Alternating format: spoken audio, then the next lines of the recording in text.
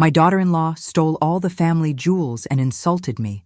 Poor people like you don't deserve diamonds. When she found out they were fake, she nearly lost her mind. What she didn't know is that the real ones are worth $8 million and are in Dubai. Listen to my story until the end and comment from which city you're watching me, so I can see how far my story has reached. My name is Eleanor Whitmore, and I am 78 years old. Everything began when my son Marcus brought home his new wife, Vivian, 3 years ago. At first glance, she seemed charming enough, tall, blonde, with piercing green eyes that seemed to calculate the worth of everything they landed upon. But I've lived long enough to recognize a predator when I see one. The wedding was a lavish affair, paid for entirely by Marcus, of course. Vivian had insisted on the most expensive venue, the finest catering, and a dress that cost more than most people's cars. I watched from my seat in the front pew as my son promised to love and cherish this woman who I already knew would bring nothing but trouble to our family. My late husband William would have seen right through her act, but Marcus was blinded by what he mistook for love. During the reception, I noticed how Vivian's eyes lingered on my jewelry. I was wearing my grandmother's pearl necklace and matching earrings, or rather, what Vivian believed to be my grandmother's pearls. She complimented them repeatedly, asking about their history, their value, making mental notes that I could practically see forming behind those calculating green eyes. Even then, I suspected what was coming. My family's jewelry collection had been the talk of high society for generations. The Whitmore collection, as it was known in certain circles, contained pieces that had been passed down through 5 generations of women. There were diamonds from the mines of the old country, emeralds that had once belonged to royalty, and rubies so deep red they seemed to hold fire within their depths. The collection was worth approximately $8 million, a fortune that had been carefully maintained and protected through wars, economic crashes, and family disputes. But what Vivian didn't know, what no one knew, except for my trusted friend and financial advisor, Harold Pemberton, was that the real collection had been safely stored in a climate-controlled vault in Dubai for the past 15 years. What remained in my jewelry box at home were carefully crafted replicas, so expertly made that even experienced jewelers would need specialized equipment to detect the difference. The decision to create the replicas had been Harold's idea, born from his concern about increasing home invasions targeting elderly residents with valuable collections. "Eleanor," he had said during one of our monthly meetings, "you're living alone now that William is gone. These pieces make you a target. Let me arrange for replicas to be made, and we'll store the originals somewhere completely secure." Harold had connections throughout the international art and jewelry world, cultivated through decades of managing high-net-worth clients. Through his contacts, he arranged for master craftsmen in Switzerland to create the replicas. Each piece was photographed, measured, and analyzed before being recreated with such precision that the weight, feel, and appearance were virtually identical to the originals. The only differences were in the composition: cubic zirconia instead of diamonds, synthetic emeralds instead of natural ones, and carefully tinted glass instead of genuine rubies. The process took nearly a year and cost a considerable sum, but Harold assured me it was a wise investment. "Think of it as insurance," he said. "You can wear these pieces with confidence, knowing that if anything happens, the real treasures are safe." I had been wearing the replicas for so long that I had almost forgotten they weren't real. They brought me the same joy, the same connection to my family's history. When I fastened my grandmother's necklace around my neck, I still felt her presence, regardless of whether the pearls were genuine or cultured. Living with Vivian in the house became increasingly uncomfortable after the wedding. She had moved in with Marcus, ostensibly to help care for me in my advancing years, though I suspect her motives were far less altruistic. She would spend hours examining the antiques, asking pointed questions about their value and history. She showed particular interest in the jewelry, often commenting on how beautiful the pieces were and how they deserved to be worn more often. "You should really wear these more, Eleanor," she would say, holding up what she believed to be my mother's diamond bracelet. "Such beautiful pieces shouldn't just sit in a jewelry box." I would smile politely and explain that I saved them for special occasions, all the while noting how she handled each piece with the familiarity of someone conducting an appraisal. Marcus, bless his heart, was completely oblivious to his wife's true nature. He saw her interest in family history as endearing, a sign that she was truly becoming part of the family. The first sign of real trouble came 6 months after they moved in. I discovered Vivian in my bedroom, going through my jewelry box with a magnifying glass she must have borrowed from Marcus's desk. When I cleared my throat to announce my presence, she jumped like a startled cat, quickly closing the box and turning to face me with a flustered expression. "Oh, Eleanor, you startled me," she said, her hand pressed dramatically to her chest. I was looking for a cloth to clean the mirror, and I noticed your jewelry box was open. I couldn't help but admire your beautiful pieces." It was a weak lie, delivered with the confidence of someone who expected to be believed without question. But I had seen the magnifying glass, had noticed how she had been examining the settings with the methodical precision of someone conducting an evaluation. I smiled pleasantly and thanked her for her concern about keeping things tidy, all while making a mental note to speak with Harold about increasing security measures. That evening, I called Harold from the privacy of my bedroom. "I think it's time to move the replicas to a safety deposit box," I told him. "I have a feeling our precautions are about to be tested." Harold's voice carried his concern through the phone line. "What's happened, Eleanor? Has there been a break-in?" "Nothing so dramatic yet," I replied. "But I have a daughter-in-law with expensive tastes and flexible morals. I think she's planning something, and I'd rather be prepared." We agreed to meet the following day to discuss options. Harold suggested removing the most valuable-looking pieces to a safety deposit box while leaving a few lesser items to avoid suspicion. "We need to be subtle about this," he advised. "If she's planning something, we don't want to tip our hand too early." The next morning, while Vivian was at her weekly spa appointment and Marcus was at work, Harold arrived with a small security case. Together, we selected which pieces to remove: the larger diamonds, the emerald parure, and the ruby tiara that had belonged to my great-grandmother. We left behind some of the smaller pieces and what appeared to be less valuable items, though of course they were all replicas anyway. "What should I tell Marcus if he notices?" I asked, as Harold sealed the case. "Tell him you're having them cleaned and appraised for insurance purposes," Harold suggested. "It's not even a lie, really. We are protecting them, in our own way." Over the next few weeks, I watched Vivian's behavior with growing concern. She had become more brazen in her examinations of the remaining jewelry, sometimes taking pieces to the window to look at them in natural light. She had also begun asking more pointed questions about my financial situation, wondering aloud about my investments, and whether I had updated my will recently. Marcus remained oblivious to his wife's increasingly obvious intentions. When I tried to express my concerns, he dismissed them as the worries of an aging mind.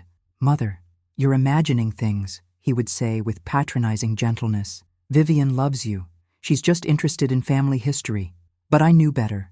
I had seen that look in people's eyes before, the calculating gaze of someone measuring worth and planning acquisition.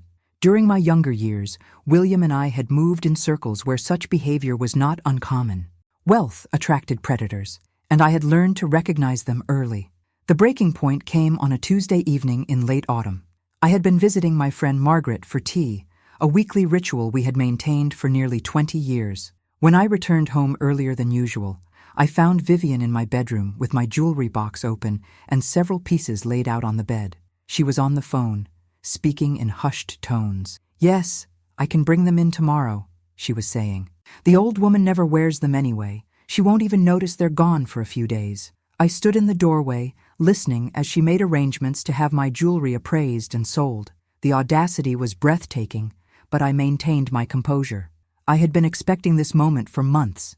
When she ended the call and turned around, she found me standing there with a calm smile on my face. For a moment, her composure cracked, and I saw fear flash across her features. But she quickly recovered, straightening her shoulders and arranging her face into an expression of defiant righteousness. "Eleanor," she said, her voice carrying a tone I had never heard before, cold, calculating, and completely devoid of the false warmth she usually affected. "We need to talk." "Indeed we do," I replied, stepping into the room and closing the door behind me. "I'm quite curious to hear your explanation for this." Instead of offering an explanation or even a believable excuse, Vivian surprised me by going on the offensive. She began pacing the room like a caged predator, her movements sharp and agitated. "You want to know the truth, Eleanor? The real truth?" Her voice was rising now, All pretense abandoned. You're sitting on a fortune while Marcus and I struggle to make ends meet. You live in this enormous house with jewelry worth millions, just sitting in a box, collecting dust. It's selfish. It's wasteful. I remained calm, though inwardly I was fascinated by this revelation of her true character. I see. And you believe that gives you the right to steal from me? Steal? She laughed, a harsh sound devoid of humor. I'm not stealing anything. I'm redistributing resources to people who will actually use them. Marcus is your son.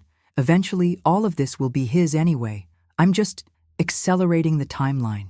The logic was so twisted, so self-serving, that I almost admired her audacity. Almost. And did Marcus agree to this acceleration of the timeline? For the first time since I had caught her, Vivian looked uncertain.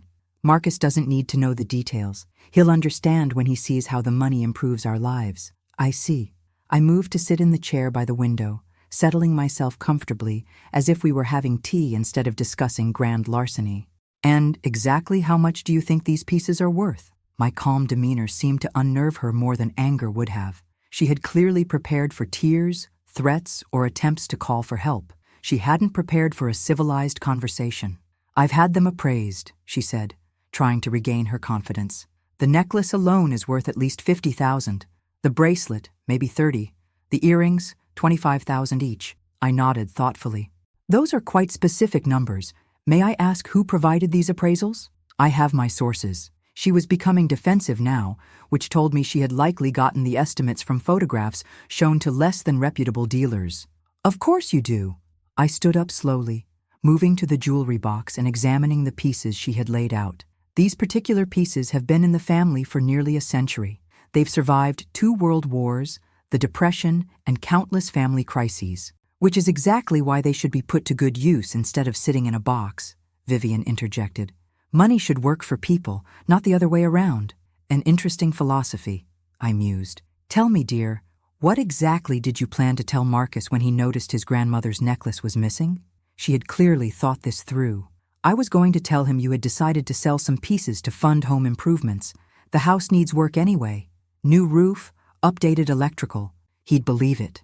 The plan was actually quite clever, which made it all the more dangerous. Marcus would indeed believe such a story, especially if presented with receipts for home improvements. By the time he realized the truth, the jewelry would be long gone. You've given this considerable thought, I acknowledged. I'm actually impressed by the thoroughness of your planning. My response clearly confused her. She had expected anger, tears, threats to call the police. Instead, I was treating her criminal conspiracy as if it were a particularly interesting chess problem. Look, Eleanor, she said, her tone shifting to what she probably thought was conciliatory. This doesn't have to be difficult. You're an old woman. You're not going to live forever. When you die, Marcus inherits everything anyway. All I'm doing is making sure he gets some benefit while you're still alive to see how happy it makes him. How thoughtful of you to consider Marcus's happiness, I said dryly. And I suppose you've already identified buyers for these pieces? I have connections in the jewelry trade, she said evasively. People who appreciate fine pieces and are willing to pay fair market value. By fair market value, I assume you mean significantly less than retail value, but more than what a pawn shop would offer? Her silence confirmed my suspicion. She was planning to sell to dealers who specialized in items with questionable provenance. Not quite stolen, but not entirely legitimate either. Well, I said finally, I suppose there's nothing left to discuss. Vivian's eyes lit up with what she clearly thought was victory. So you'll let me proceed? Oh, my dear girl, I said, allowing myself a small smile. You misunderstand me completely. I'm not going to let you proceed. I'm going to watch you proceed. There's a significant difference. Her confusion was evident. I don't understand. You don't need to understand, I replied pleasantly. You just need to follow through on your plan. Take the jewelry, sell it, do exactly what you intended to do. Why? She asked suspiciously. What's the catch? No catch at all. You've made your choice, and I'm going to respect that choice. Consider it my gift to you, the opportunity to show Marcus exactly who you really are. She studied my face, looking for signs of deception or hidden motives. Finding none, she seemed to conclude that I was either more foolish or more defeated than she had expected. Fine, she said, beginning to gather the jewelry from the bed. But don't think you can change your mind later. Once I sell these pieces, they're gone forever. I wouldn't dream of changing my mind, I assured her. In fact, I insist that you take a few additional pieces. After all, if you're going to commit grand larceny, you might as well make it worthwhile. I moved to the jewelry box and selected several more items: a diamond tennis bracelet, a pair of sapphire earrings, and a brooch that appeared to be encrusted with emeralds. Each piece was, of course, a carefully crafted replica, but Vivian couldn't know that. These should increase your take considerably, I said, handing them to her. I estimate they're worth at least another $100,000. Vivian's eyes widened as she accepted the additional pieces. Greed had completely overcome any remaining caution she might have possessed. Thank you, she said, though she seemed uncertain whether gratitude was appropriate under the circumstances. You're quite welcome, dear. I do hope you get a good price for them. Over the next 2 days, I watched with fascination as Vivian prepared to execute her plan. She made several phone calls, arranged meetings, and even went so far as to research the most reputable jewelry buyers in the city. Her confidence grew with each step of the process. Marcus, meanwhile, remained completely oblivious to what was happening under his own roof. He left for work each morning with a kiss for his wife and a cheerful goodbye to his mother, never suspecting that one of them was planning to rob the other. On Thursday morning, Vivian announced that she would be spending the day shopping with friends. Marcus had already left for an important client meeting that would keep him busy until evening. It was the perfect opportunity for her to execute the final phase of her plan. I spent the morning in my garden, tending to the roses that had been William's pride and joy. The physical activity helped calm my nerves, though I must admit I was looking forward to the afternoon's revelations with considerable anticipation. Around noon, my phone rang. It was Harold, checking in on the situation. Everything is proceeding exactly as expected, I told him. She should be discovering the truth about now. Are you certain you want to handle it this way, Eleanor?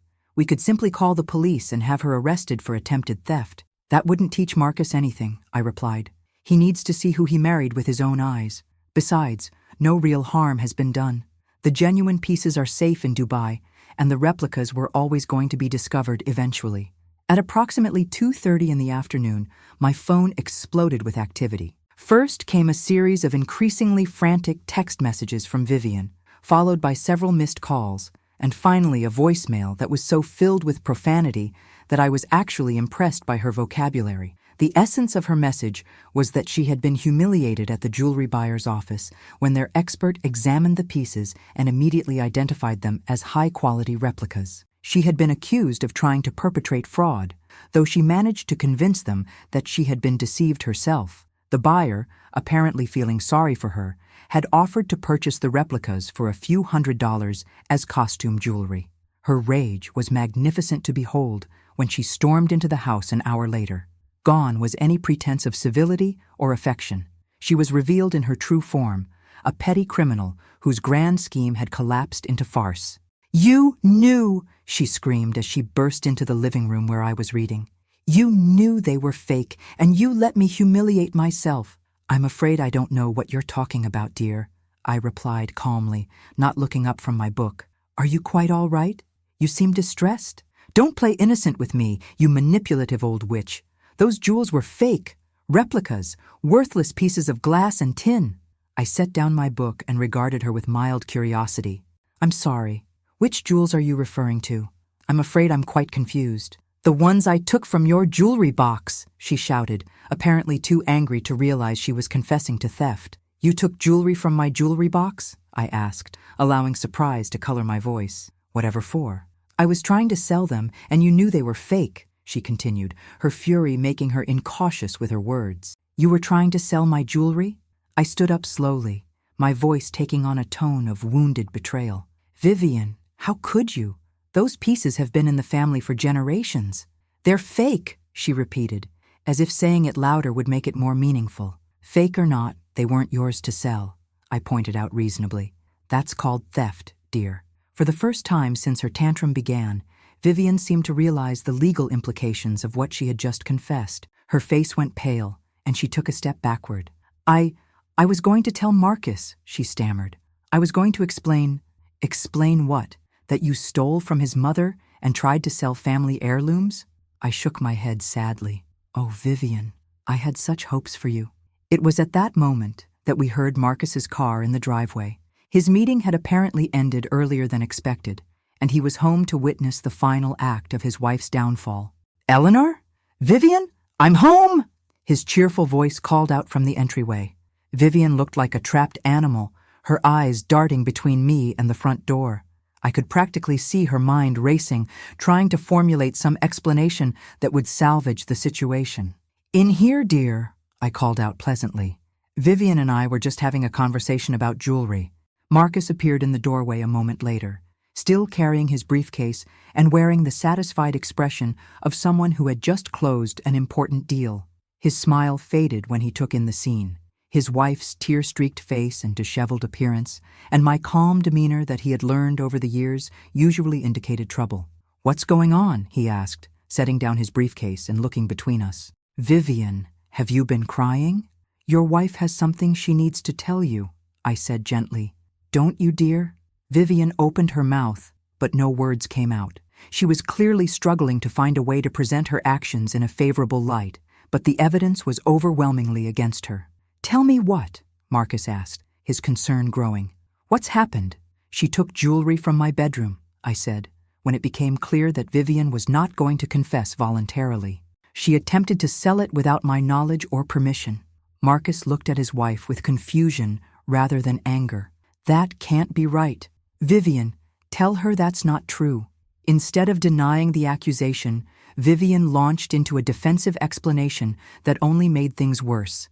"They were just sitting there, Marcus, gathering dust in a jewelry box while we struggle to pay bills. She's hoarding a fortune while we can barely afford to go out to dinner. You tried to sell my mother's jewelry?" Marcus's voice was quiet, but I could hear the shock and betrayal underneath. "I was going to tell you," Vivian said desperately. "I was going to use the money for home improvements, things that would benefit all of us." "Without asking permission," Marcus said slowly. "You were going to sell family heirlooms without even discussing it with anyone."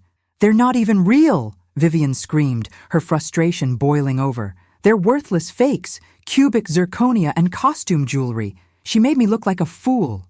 This revelation seemed to surprise Marcus even more than the attempted theft. He turned to me with questioning eyes. "Mother, is that true?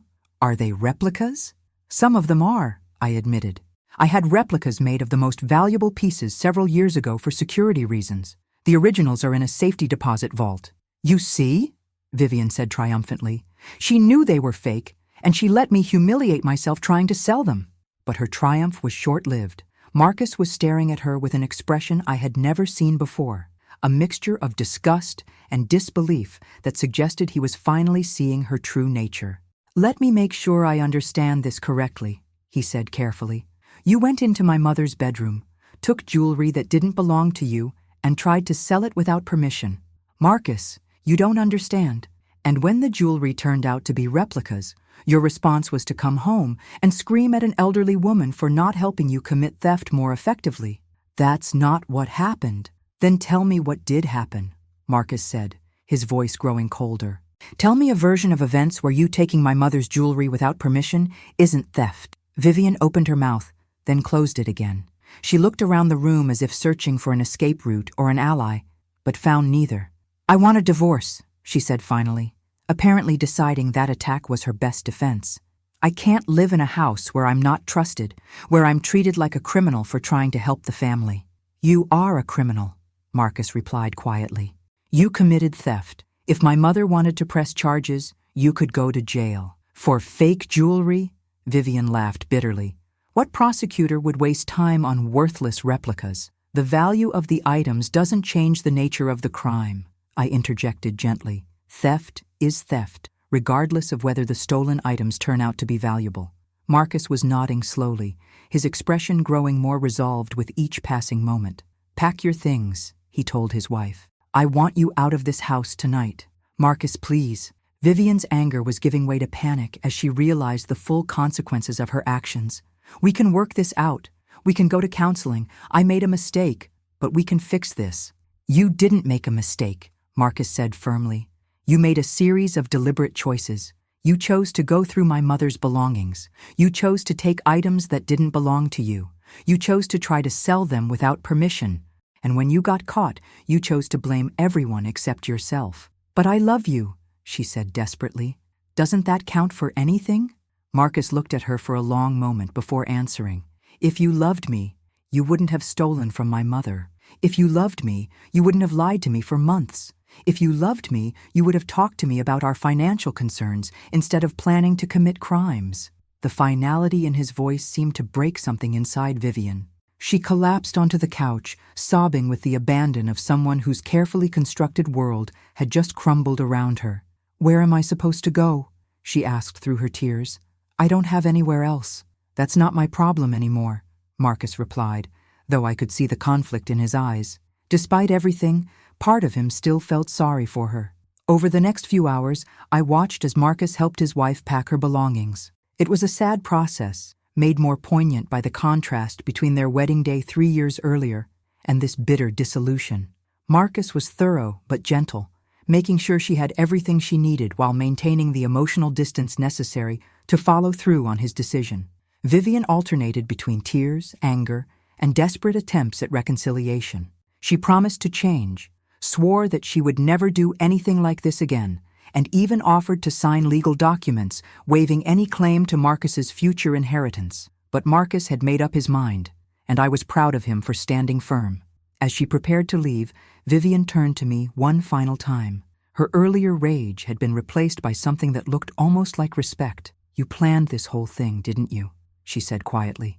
"You knew exactly what I was going to do, and you set me up to fail." "I didn't set you up for anything," I replied honestly. "I simply allowed you to make your own choices and face the natural consequences of those choices. You could have stopped me. You could have warned me the jewelry was fake, and deprive you of the opportunity to show your true character. That would hardly have been fair to Marcus." She stared at me for a moment longer, then shook her head. "You're more ruthless than I gave you credit for." "I'm a mother protecting her son," I corrected. "There's nothing ruthless about that." After Vivian left, Marcus and I sat in the living room, processing what had just happened. He looked older somehow, worn down by the revelation of his wife's true nature and the collapse of his marriage. "I'm sorry, Mother," he said finally. "I should have listened to your concerns. I should have seen the signs." "You loved her," I replied gently. "Love makes us vulnerable to deception, especially when the deceiver is skilled at manipulation. How long have you known what she was planning?" "I suspected from the beginning that she was more interested in our family's assets than in becoming part of our family. The confirmation came when I caught her examining the jewelry with a magnifying glass." Marcus winced. "I remember that. She told me she was just curious about the family history." "She was curious about the family's net worth," I corrected. "There's a difference." We sat in comfortable silence for a while, both of us processing the events of the day. Finally, Marcus spoke again. "What happens now? With the real jewelry, I mean." I smiled. "Would you like to see it?" His eyebrows rose in surprise. "It's not really in Dubai?" "Oh, it's in Dubai," I assured him. "But Harold arranged for digital cataloging when we had the replicas made." "Would you like to see what your grandmother's collection actually looks like?" I retrieved my tablet from the side table and opened the secure folder that contained high-resolution photographs of each piece in the collection. As Marcus scrolled through the images, his eyes widened with amazement. "Mother, these are incredible. I had no idea the family collection was so extensive. Your great-great-grandmother had excellent taste," I said proudly. "And each generation has added to the collection, rather than selling pieces off. Are they really worth $8 million? That was the appraisal value 15 years ago. Harold estimates they're worth considerably more now, given the appreciation in rare gemstone values." Marcus continued scrolling through the photographs, pausing at each piece to read the detailed descriptions. "This ruby tiara belonged to great-grandmother Catherine? She wore it to 3 royal coronations," I confirmed. "The rubies were a gift from a Russian prince who was quite taken with her beauty." "And these emeralds?" "Those came from a Colombian mine that your great-grandfather owned briefly during the 1920s. He had them set in platinum by Cartier." As we went through the collection together, I told Marcus the story behind each piece. These weren't just valuable objects. They were tangible connections to our family's history, repositories of memory and tradition that had been passed down through generations of strong women. "What will happen to them when—" Marcus began, then stopped himself. "When I die?" I finished for him. "They'll be yours, of course. That's always been the plan. but I hope you'll consider keeping them in the family rather than selling them for cash." "I would never sell them," Marcus said firmly. "After today, I understand their true value has nothing to do with money." "I'm glad to hear you say that. Your great-grandmother would be pleased to know her treasures will continue to be appreciated by future generations." The next few weeks were difficult for Marcus as he processed the end of his marriage and the revelation of his wife's true character. He threw himself into work, spent more time with friends, and gradually began to rebuild his confidence and self-respect. Vivian made several attempts to contact him, alternately pleading for reconciliation and threatening legal action. She consulted with several attorneys about challenging the divorce or claiming a portion of the family assets, but they all told her the same thing. She had no legal claim to property she had attempted to steal, and her confession to the crime had been witnessed by multiple parties. Harold proved invaluable during this period, helping to ensure that all legal matters were handled properly and that Vivian could not cause any further trouble for our family. He also began making arrangements to bring some of the jewelry collection back from Dubai, now that the immediate threat had passed. "I think it's time for you to start wearing the real pieces again," he suggested during one of our meetings. "Life is too short to keep all of your beautiful things locked away in a vault." He was right, of course. I had been so focused on protecting the collection that I had forgotten to enjoy it. That evening, I wore my grandmother's real pearl necklace to dinner, the first time I had worn an authentic piece in 15 years. The weight felt different, more substantial, and I could swear that the pearls seemed to glow with their own inner light. Marcus noticed immediately. "Those aren't replicas," he said with certainty. "Harold had this piece brought back from Dubai," I confirmed. "He thought it was time I stopped hiding from the world." "They're beautiful on you, Mother. Grandmother would be proud." Over the following months, Harold arranged for several more pieces to be returned to my possession. Each one felt like welcoming home an old friend. I began wearing them regularly, not to show off, but to honor the memory of the women who had owned them before me. The situation with Vivian eventually resolved itself when she found a new target for her manipulative skills. Through mutual acquaintances, we learned that she had married a wealthy widower within 6 months of her divorce from Marcus. I felt sorry for the man, but there was nothing I could do to warn someone who wouldn't have believed the truth anyway. Marcus, meanwhile, began dating again, though with considerably more caution than he had shown with Vivian. He introduced me to each woman he saw seriously, and I was pleased to note that he had developed a much better ability to recognize genuine character versus skillful performance. One evening, about a year after Vivian's departure, Marcus brought home a young woman named Sarah. She was a kindergarten teacher with a warm smile and dirt under her fingernails from her garden. When she saw me wearing my great-grandmother's emerald brooch, her first question was not about its value, but about its history. "It's beautiful," she said sincerely. "I love pieces that have stories attached to them. My grandmother left me her wedding ring, and I wear it sometimes just to feel connected to her." I knew immediately that this was a woman who understood the difference between price and value, between possession and stewardship. When she and Marcus announced their engagement the following year, I was genuinely happy for them both. For their wedding gift, I had Harold retrieve my mother's diamond necklace from Dubai, the real one this time. As I fastened it around Sarah's neck on their wedding day, I whispered the blessing that had been passed down through generations of Whitmore women. "May you wear it in joy and pass it on with wisdom." The irony of the whole situation with Vivian was not lost on me. In her greed and haste, she had actually protected the real collection by focusing on the replicas. If she had been more patient, more subtle in her approach, she might have eventually gained access to information about the genuine pieces. Instead, her impulsiveness and arrogance had been her downfall. Harold found the entire episode amusing. "She played herself," he said with a chuckle during one of our monthly meetings. "Classic case of criminal overconfidence." "I prefer to think of it as poetic justice," I replied. "She set out to deceive and exploit, and ended up being the one who was deceived and exposed." The replicas, meanwhile, took on a new significance in family lore. What had started as a security measure became a symbol of wisdom and foresight. Sarah was particularly fascinated by the story, and she often asked me to tell it when friends visited. "So you knew all along what she was planning?" Sarah would ask, even though she had heard the story many times before. "I suspected from the beginning," I would reply, "but I needed Marcus to see for himself who he had married." Sometimes the most important lessons are the ones we learn through experience rather than instruction. As I grew older, I began to appreciate even more the wisdom of Harold's original suggestion to create the replicas. The security they provided went beyond mere protection from theft. They had become a tool for revealing character and testing intentions.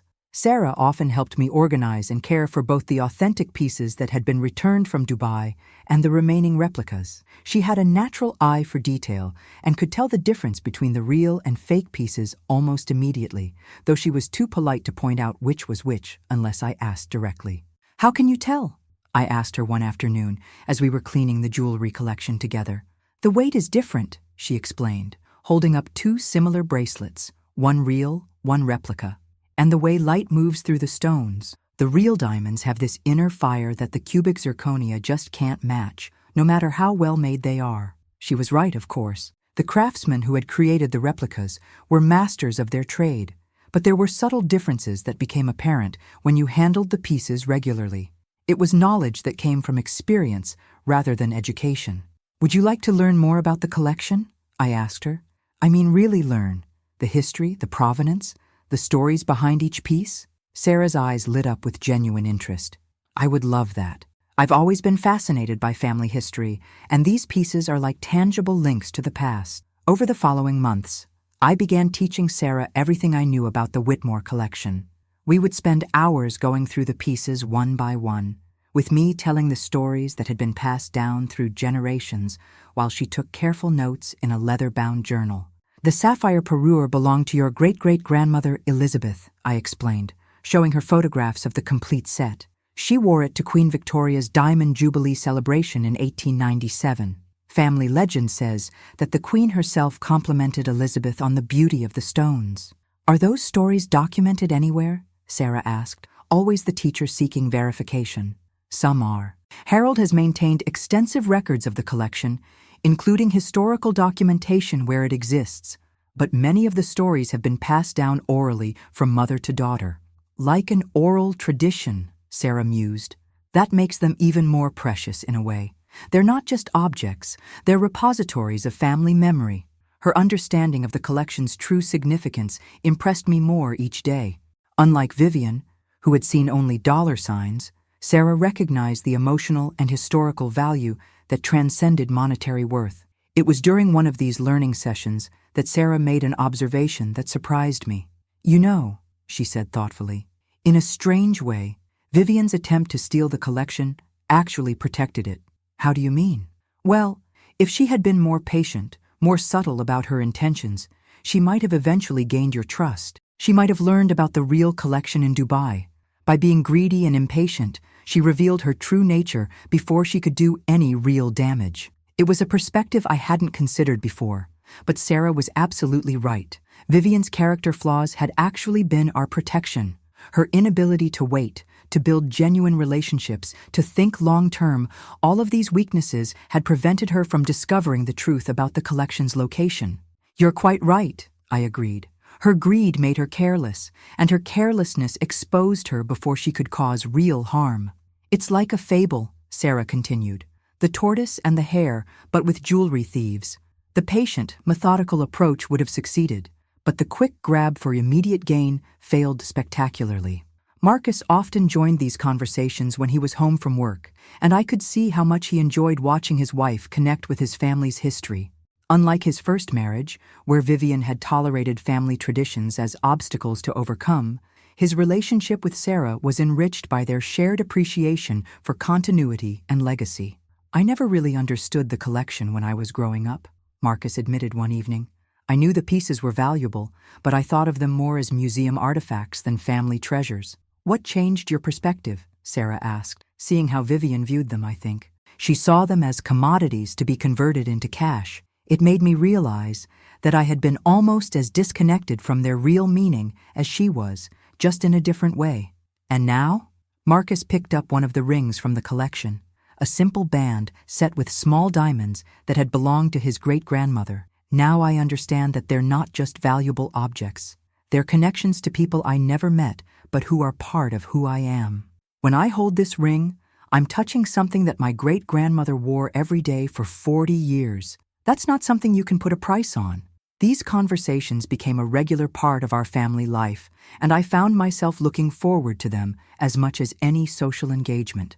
There was something deeply satisfying about passing on not just the physical objects, but the knowledge and appreciation that made them meaningful. Harold, now well into his 80s but still sharp as ever, began joining these sessions occasionally.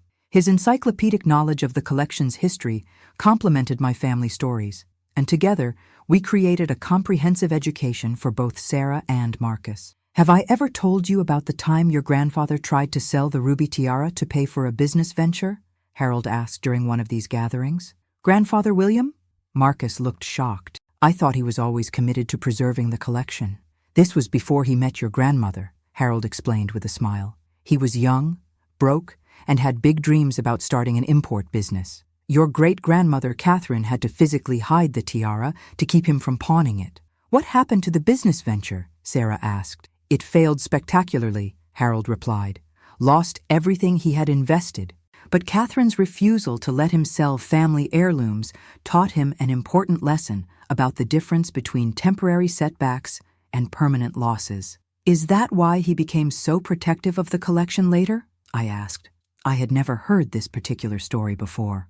Exactly. He realized that the collection represented stability in a way that businesses and investments never could. Fashions change, markets crash, but beautiful objects endure. These revelations added new layers to my understanding of the family history. Even William, whom I had always thought of as the perfect steward of family traditions, had once been tempted to trade heritage for opportunity. It made his later dedication to preserving the collection all the more meaningful. As the months passed, I began to notice changes in my own relationship with the jewelry. For years, even before the situation with Vivian, I had been somewhat cautious about wearing the pieces. They had seemed too precious, too fragile, too important to risk in everyday situations. But watching Sarah handle them with such natural confidence began to change my perspective. She would wear my grandmother's pearl bracelet to the grocery store or put on the small diamond earrings for a casual dinner at home. She treated them as beautiful objects meant to be enjoyed, not museum pieces to be preserved behind glass. Aren't you worried about damaging them? I asked her one day as she fastened a delicate gold chain around her neck. Of course I'm careful, she replied. But these pieces were made to be worn. They were created by master craftsmen who intended them to be part of someone's life, not locked away in a vault. The diamonds don't become less beautiful because I wear them to teach kindergarten. Her philosophy was refreshing and, I realized, more in keeping with the original spirit of the collection than my own cautious approach had been. The women who had owned these pieces before me had worn them to balls and dinner parties, to important meetings and casual social gatherings. They had lived their lives adorned with beauty, and I was beginning to understand that I should do the same. I began wearing pieces from the collection more regularly, choosing items that seemed appropriate for each occasion. A simple string of pearls for lunch with friends, the small diamond studs for a day of shopping, the sapphire brooch for Sunday services at church. Each piece brought me joy and connected me to the generations of women who had worn them before. The reactions from friends and acquaintances were interesting to observe. Most people noticed when I wore particularly beautiful pieces, but their responses varied widely based on their own character and values. Margaret, my oldest friend, simply complimented me on how lovely the jewelry looked and asked about the family history behind certain pieces. She had known me long enough to understand that the stories were more important than the monetary value. Other women, particularly some of the newer members of our social circle, responded more like Vivian had, with calculating looks and pointed questions about value and inheritance.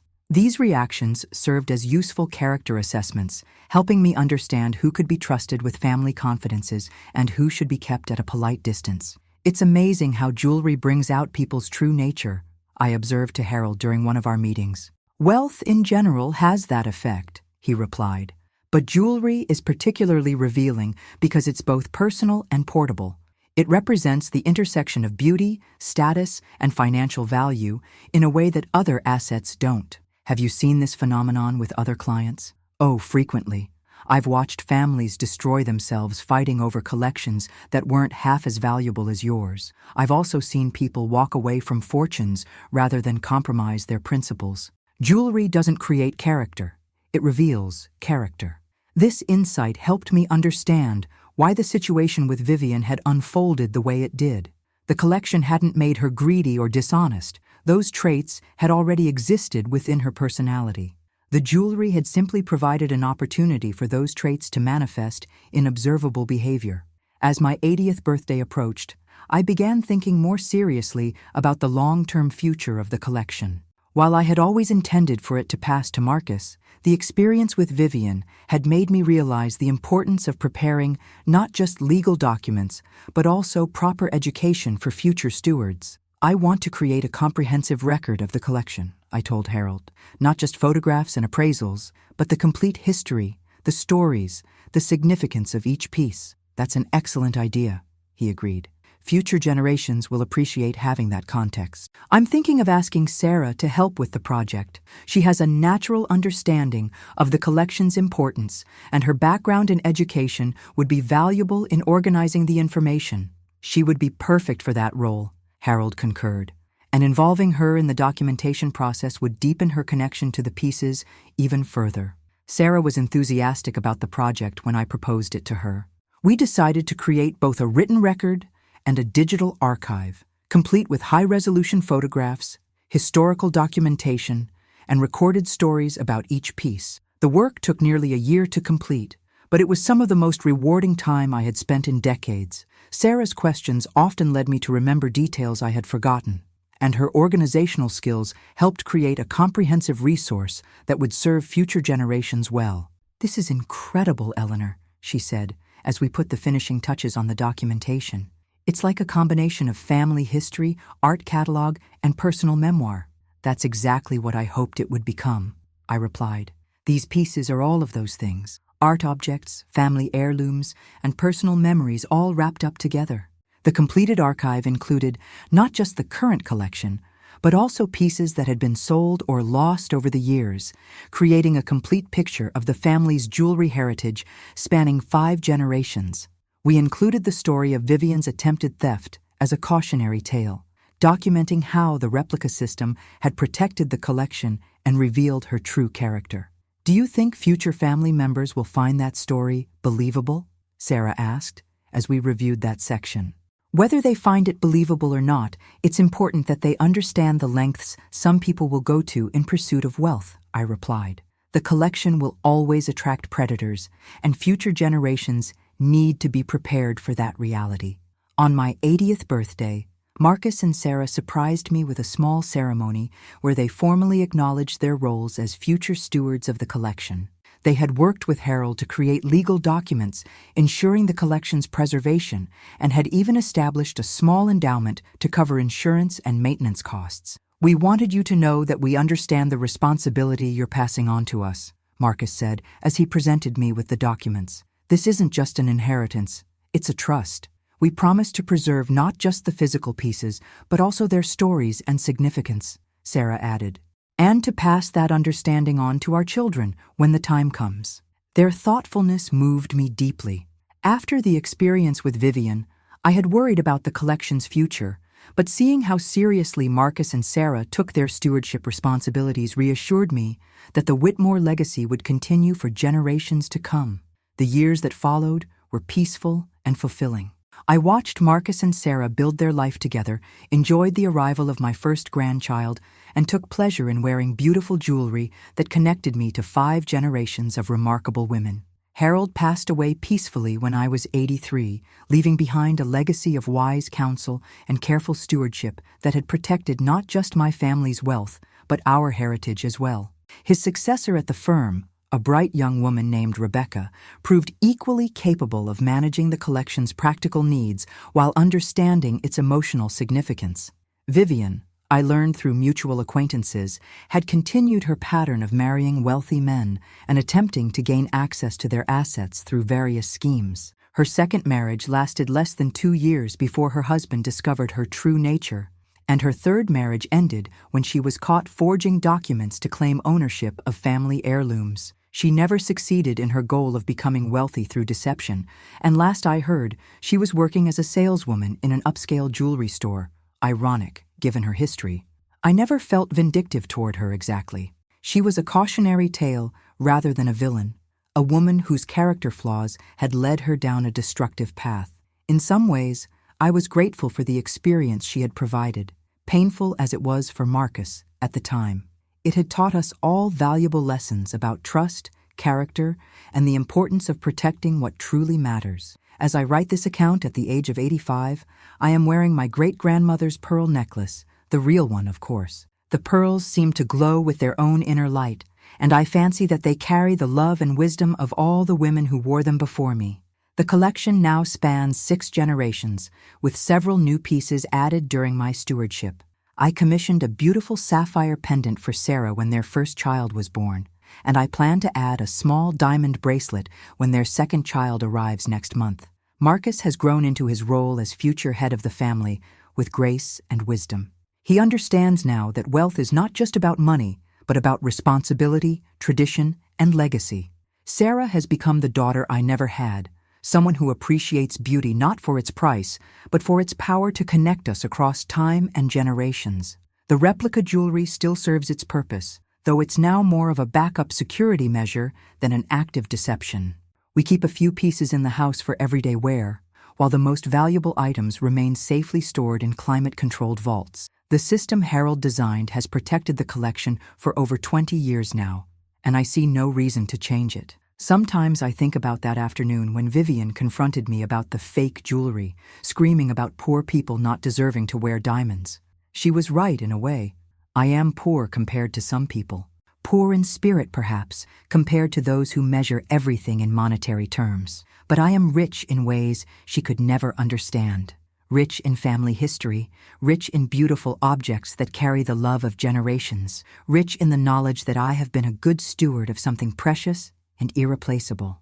The greatest irony of the whole situation is that Vivian's greed ultimately protected what she was trying to steal. Her impatience and arrogance revealed her true nature before she could learn about the real collection, and her actions served as a perfect demonstration to Marcus of why character matters more than beauty or charm. I often wonder what would have happened if she had been more patient, more subtle in her approach. If she had spent years building genuine relationships and trust, would she eventually have learned about Dubai? Would she have found a way to access the real collection? Perhaps, but I doubt it. People like Vivian reveal themselves eventually, no matter how carefully they try to hide their true nature. Their hunger for what belongs to others, their belief that they deserve what they haven't earned, their willingness to betray trust for personal gain. These traits have a way of surfacing, especially under pressure. The collection taught me that lesson as clearly as any other. Beautiful things attract beautiful people and ugly people alike, but only those with beautiful character are worthy of being trusted with true treasures. As I prepare to pass the collection on to the next generation, I take comfort in knowing that Marcus and Sarah understand this principle. They see the jewelry not as assets to be liquidated, but as heritage to be preserved. They appreciate beauty for its own sake, not for the power or status it might confer. The $8 million sitting in that Dubai vault represents more than money. It represents the accumulated taste, wisdom, and love of 5 generations of women who understood that some things are too precious to be measured in dollars alone. It represents the triumph of patience over greed, of character over cunning, of genuine love over calculated manipulation. And sometimes, late at night when I'm wearing one of my grandmother's rings or my mother's bracelet, I smile to myself thinking about Vivian's final words to me. "You're more ruthless than I gave you credit for." She was wrong, of course. I wasn't ruthless at all. I was simply patient enough to let her reveal her own ruthlessness, wise enough to protect what mattered most, and loving enough to give my son the gift of seeing truth clearly. The jewelry glitters no less brightly for having been temporarily threatened, and my family's legacy shines even more clearly for having been tested and proven strong. In the end, that may be the most valuable lesson of all, that true treasure isn't what we own, but what we choose to protect, preserve, and pass on to those we love. Poor people like me, indeed. We may not wear our diamonds every day, but when we do, we wear them with the knowledge that they represent something far more precious than their monetary value. We wear them with the love of generations, the weight of responsibility, and the joy of knowing that beauty and heritage will outlast greed and deception every time. That, Vivian never understood. And that is why she failed so completely, while the Whitmore collection continues to shine as brightly as ever, waiting patiently in its Dubai vault for the next generation to claim its inheritance of beauty, tradition, and unshakable family bonds.